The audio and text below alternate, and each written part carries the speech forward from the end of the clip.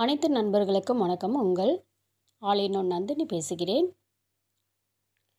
இன்று வீடியோவில் கன்னி ராசியாக இருக்கீங்க அல்லது கன்னி லக்னத்தில் பிறந்திருந்தாலும் சரி, தீராத காதலும் மோகமும் என்ற தலைப்பில் இந்த வீடியோவில் சில விஷயங்களை பார்க்க போகிறோம். குறிப்பாக கன்னி ராசி கன்னி லக்னத்தில் பிறந்தவங்களுடைய காதல், தாம்பத்திய வாழ்க்கை மற்றும் இந்த ராசியோடு சேரலாம் இந்த விஷயத்தை பற்றி இந்த வீடியோவில் எந்தெந்த ராசியோடு கன்னி ராசிக்காரவங்க சேரலாம் என்பதை பற்றி இந்த பதிவில் பார்க்க போகிறோம். இப்போ இந்த கன்னி லக்னம் கன்னி ராசி என்பது புதனுடைய ஆட்சி வீடு. கன்னி லக்னம் கன்னி ராசியில் பிறந்தவங்க பார்த்திங்கன்னா பொதுவாகவே காதலிக்கக்கூடியவங்களாகவே இருப்பாங்க. அவங்க எதையும் நேசிக்கக்கூடியவங்க, அழகை ரசிக்கக்கூடியவங்க, அதே போல் தன்னை சுத்தமாக வச்சுக்குவாங்க, புத்திசாலியாக செயல்படுவாங்க, கலைகள் மேலே ஆர்வம் இருக்கும். இவங்களை சுற்றி நண்பர்கள் நிறைய பேர் இருப்பாங்க. காதலும் இவங்களுடைய வாழ்க்கையில் தொடர்ந்து வந்துக்கிட்டு தான் இருக்கும். இப்போ காலபுருஷ தத்துவத்தின் 6ஆம் பாவத்தில் என்பது கன்னி. இங்கே உத்திரம் நட்சத்திரம், அஸ்தம் நட்சத்திரம், சித்திரை நட்சத்திரம் இருக்கும். இந்த நட்சத்திரத்தில் பிறந்தவங்க கன்னி ராசி. சப்போஸ் நீங்கள் கன்னி லக்னமாக இருந்தால் லக்ன புள்ளி இந்த நட்சத்திரத்தில் ஏதாவது ஒன்றத்தில் இருக்கும். இப்போ பார்த்திங்கன்னா ஒருத்தருடைய ஜாதகத்தில் லக்னத்தில் அது எந்த லக்னமாக இருந்தாலும் எடுத்துக்கலாம். லக்னத்தில் சனி அல்லது 7ஆம் இடத்துல சனி இருக்கும் அப்படின்னாக்க, அல்லது சனி பார்வையில் 7ஆம் இடம் இருக்குதுன்னா, குறிப்பாக அந்த கன்னி லக்னத்தில் பிறந்தவங்களுக்கு வேறு ஒரு கேசட்டில் மேரேஜ் பண்ணுறது, மாற்று மொழி, வேற்று மதத்தினர், இன்டர் கேசட் மேரேஜ் இவங்களுக்கு வரக்கூடிய வாழ்க்கை துணைவர் இவங்களுடைய தகுதியை விட சற்று குறைவாக இருக்கும். கன்னி லக்னத்தில் இருக்கிறாங்கன்னா மேக்சிமம் பார்த்திங்க அப்படின்னா நிறைய வாய்ப்புகள் உண்டு.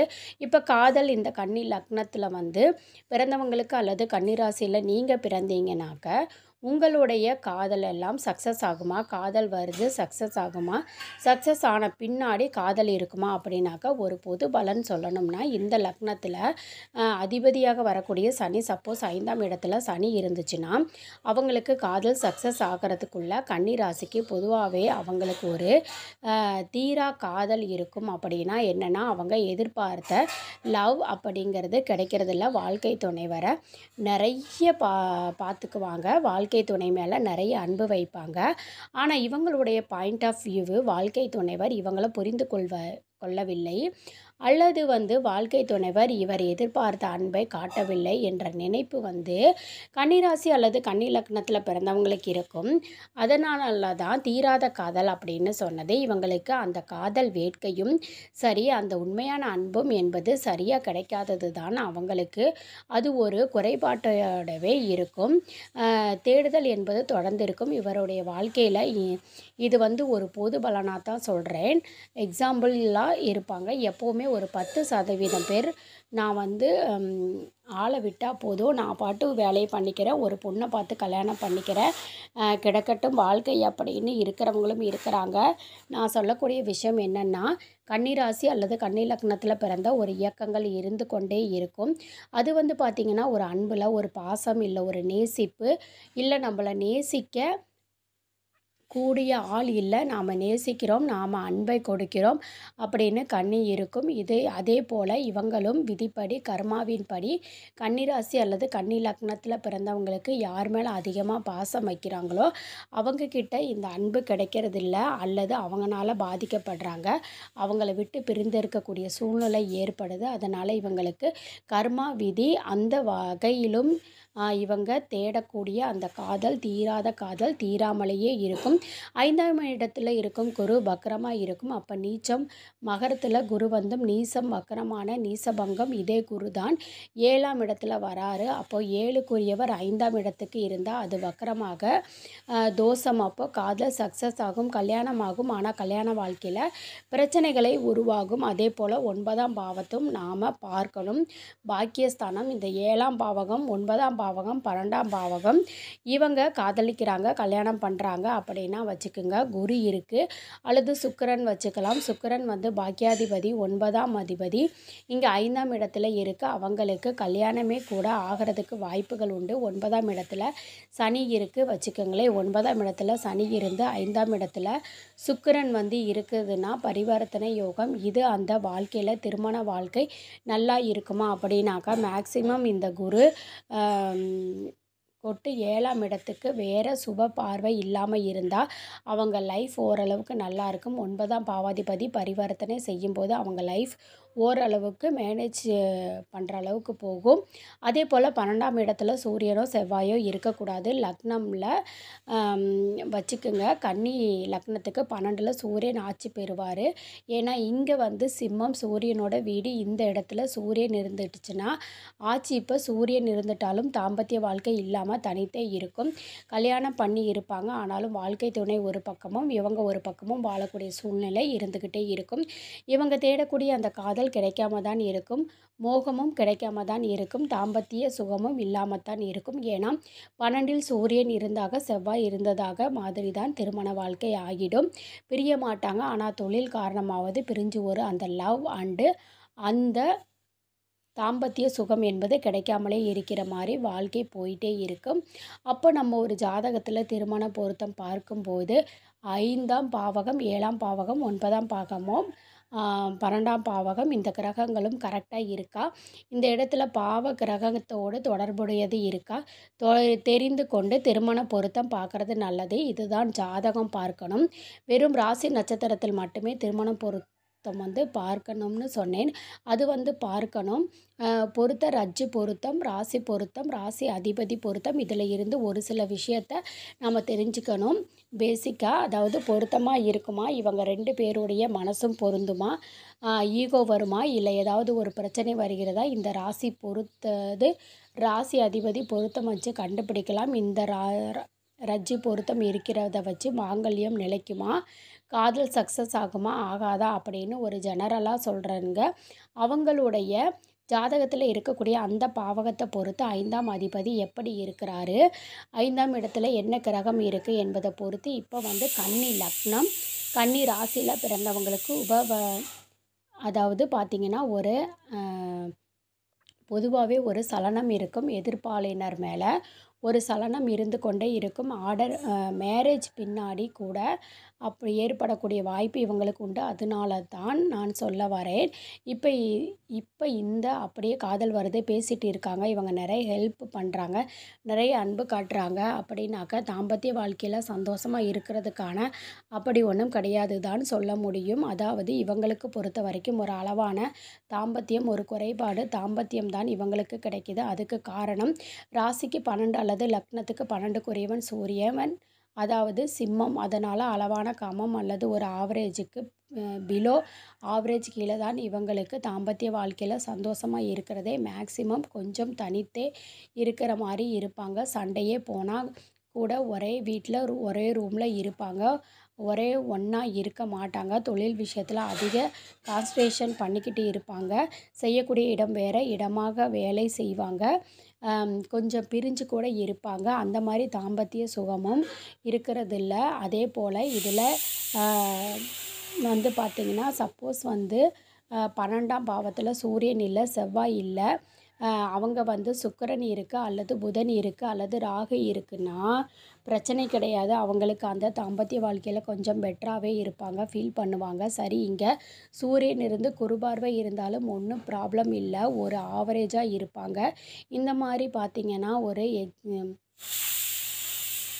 நாம் பார்த்துக்கணும். பொதுவாகவே பார்த்திங்கன்னா கன்னி லக்னம், கன்னி ராசியில் பிறந்தவங்களுக்கு இருதாரம் எப்படி அப்படின்னா பொதுவாகவே நேசிக்க கூடியவங்க,